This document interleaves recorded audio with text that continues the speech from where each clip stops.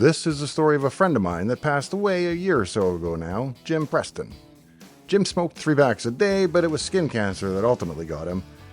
He was the oldest Sammamish native I've ever met, and if you know anything about the Seattle weather, you can guess that most of the sun he ever got was probably in Cambodia or Laos. Back in Vietnam, Jim was 19 and had been accepted to the technical college for the heavy-duty diesel mechanics program when his Vietnam draft number was called. It was 9 months into his tour when he got a bittersweet letter from his mom explaining that it turned out he actually had been exempt from the draft, but they didn't realize it at the time.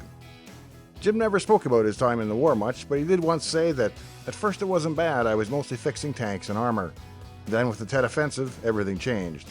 Instantly everybody was a soldier." Jim was my mechanical graduate professor.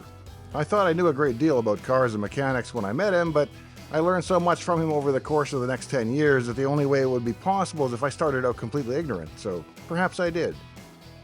2 to 3 times a week, I'd head into his shop down on Sahalee to check on him and get updated on the various cars and projects in the shop.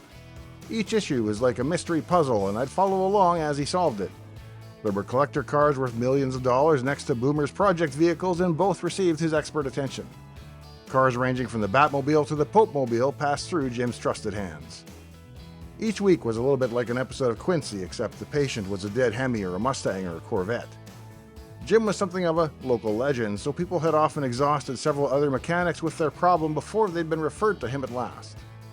While this meant he received some of the most perplexing of problems, he often seemed to know what the fix was before the car arrived, just based on the description. I guess at some point there are only so many ways that an old car can go wrong, and I sometimes wonder if he'd seen them all by now. For new problems, Jim diagnosed and debugged logically, like the great software developers I've known.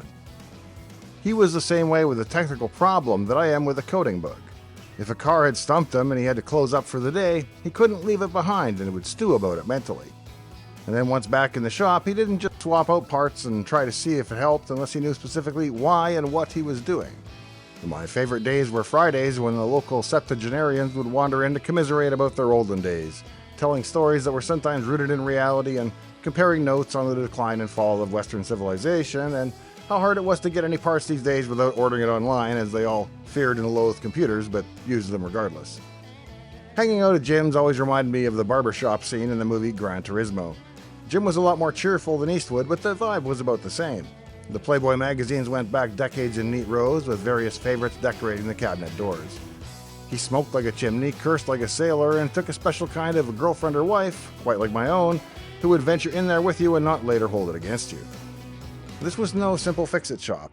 Jim was a skilled fabricator, machinist, and welder. I took this 360 video of his shop not long before he passed, and I hope you enjoy it.